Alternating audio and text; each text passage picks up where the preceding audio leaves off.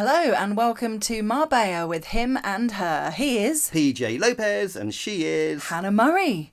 This is a pre-recorded episode that we've done the week before because this weekend I am in Liverpool with my dad. Yes, you're going on a Beatles tour. Yeah, I'm really excited. I can talk about it because I'm currently there now, so I'll give you the lowdown You're on sitting next to me. Oh, you know what I mean. Uh-huh. On next week's episode, I'll tell you how we got on. But Dad and I are both massive Beatles fans, and neither of us have ever been to Liverpool.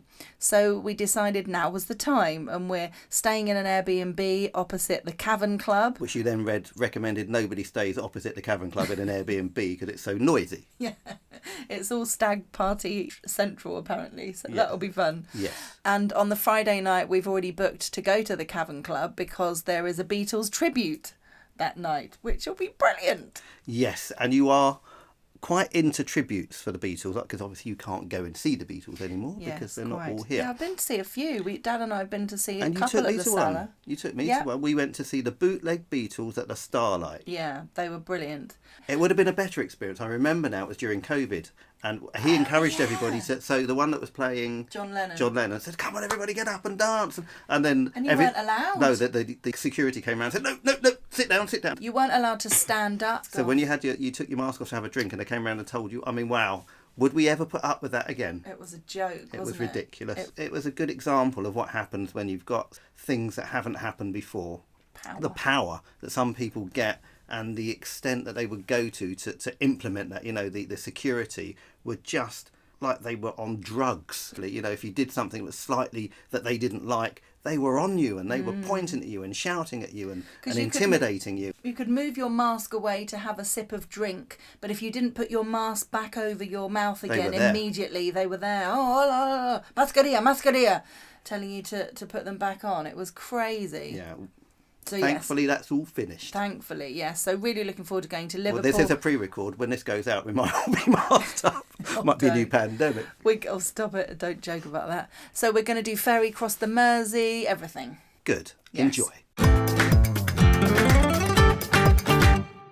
Today we're going to talk about some Sir in English articles. I was really excited to read that the best restaurant in the world has been crowned according to a 50 best event last week in Las Vegas.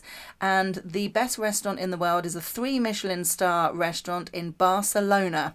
And the head chef is from Malaga, a 27-year-old lad called Paco Lara. Paco, good old Paco. Good old Spanish name, that. Isn't that brilliant, though? Yeah. It's called Disfruta, and it's in Barcelona. I tell you, Spain are producing some tremendous chefs. They've got some of the top chefs around the world now. Definitely. And restaurants, because El Bulli was up there for years, wasn't it? Yes, before it closed down. But we have been to one of their other restaurants. So We've talked about Adra Brothers, yeah. So we mentioned that a few weeks ago, tickets. But yeah. So this 27-year-old is leading a team of 50 people, apparently, in this restaurant. Wow. So next time we go to Barcelona, Disfruta, I want to go. Mind you, 3 Michelin stars. It's going to cost a bit, isn't it? But we don't mind if we save up a bit. You say you don't mind. If it's 500 quid a head, I might mind. Well, no, only one of us will be able to go. So you could go to the Wimpy and I'll go. Imagine. Oh, God. I'll tell you what it's like. I'll take lots of photos, don't worry. Thanks, yeah. There's also, according to the Sir in English, plans have been set in motion for a new 40-metre high big wheel in Malaga. Now, I'm just trying to get my head around 40 metres high. I think that's quite tall, isn't it? Yeah, well, I assume it's a normal kind of big wheel height. Are they all different? Well, yeah. It must be, okay. Yeah, the one in London, the London Eye. Yeah, it's much bigger, yes. Yeah. Okay, fair enough.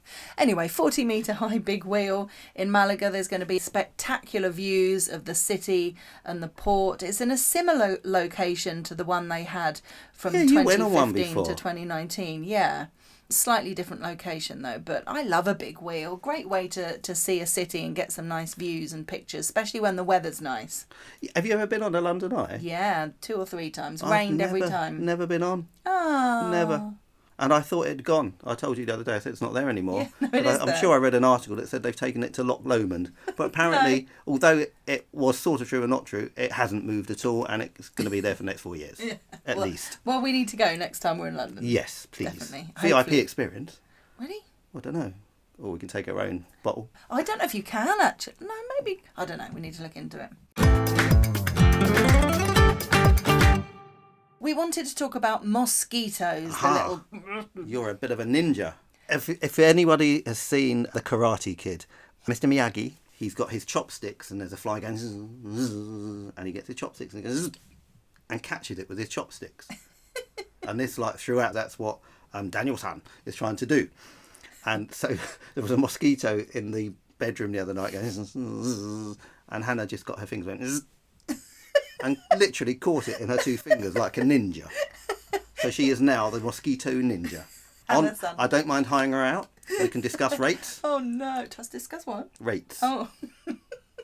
I can't believe I did it. It was impressive, wasn't it? Very impressive. I don't think you'll ever be able to do that again in your life, but very impressive. So what do you do with mosquitoes? We want some advice here. We use, we don't use it all the time, but Skin So Soft by Avon. That is like the best thing, I think. Endorsed by the SAS. Yeah. They use it in jungles. It's really good.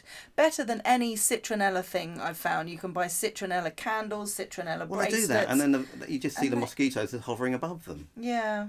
It doesn't work for me. So we've also tried the plug-in things, but which that's are quite just chemicals good, in the room, isn't it? Which we're not keen on. Going to sleep with lots of chemicals dashing around. So, yeah, have you got any natural ways of getting rid of mosquitoes? That would be great. If you could share that with us, that would be really helpful. Yeah. Because we seem to be getting quite a few in at the moment. It's funny how we kind of go through years. In the years that we've been together, there's some years when I get eaten alive and they barely touch you, and then other times where they barely touch me and they go after you. It's weird how that happens. Yes, it must be something to do with the sweetness of one's skin. But that changes. Yes, because we do. Oh, so sometimes I'm sweet, sometimes you're sweet. Exactly. Okay, nice.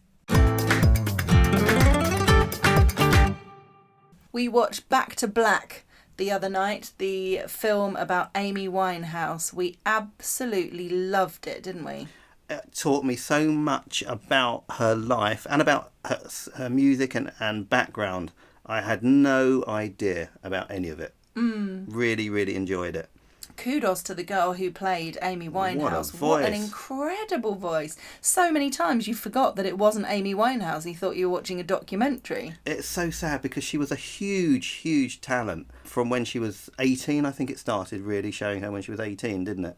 And she was great then, amazing voice, and she was just in a house with her family and just started singing, and obviously she wanted to be a singer, but she wasn't interested in fame. What was it she said? She just wanted her voice to change other people's lives or something. She had a very specific thing that she said. Wanted to make people smile and forget about their lives for 5 minutes. Yeah, that was ultimately what that whole film was based on. And so much of it was about her relationship with Blake and how he was behind a lot of the lyrics that she wrote about and had success with in her career. Back to Black and everything, wasn't it? All so about him. Yeah, and it didn't mention Pete Doherty, which is weird, and I had to Google it because I was like, I'm sure she was with Pete Doherty, and that didn't come up in the film at all. It was all about this Blake guy. And she started, what was the name of the place in Camden that she started? Was it Camden something Castle, wasn't it? Oh, the Dublin Castle. Dublin Castle. That she started singing at. And I was watching a documentary on Camden recently, and Madness started there, Coldplay, loads of people started at the Dublin Castle. So it's obviously a really huge live venue where people go then.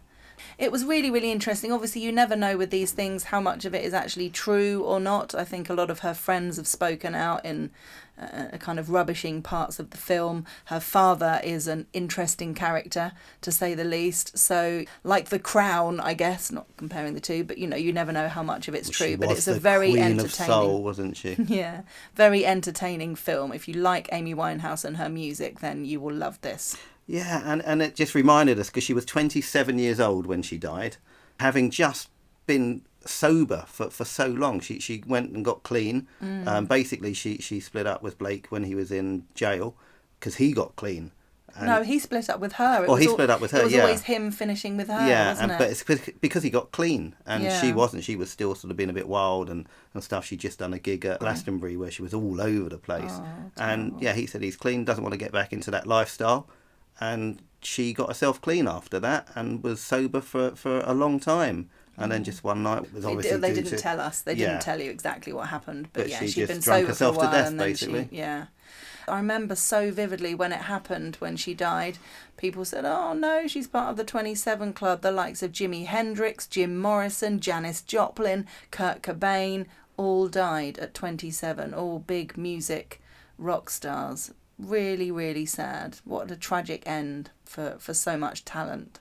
Well, that's it from us. A very, very short episode this week, but we just wanted to make sure something went out to you while I'm in Liverpool. So have a great week. We'll hit you with a bumper episode next week. Yeah, because when I've gone out on the town on my own, I'll have so much to tell you. Exactly. It's goodbye from him. And it's goodbye from her.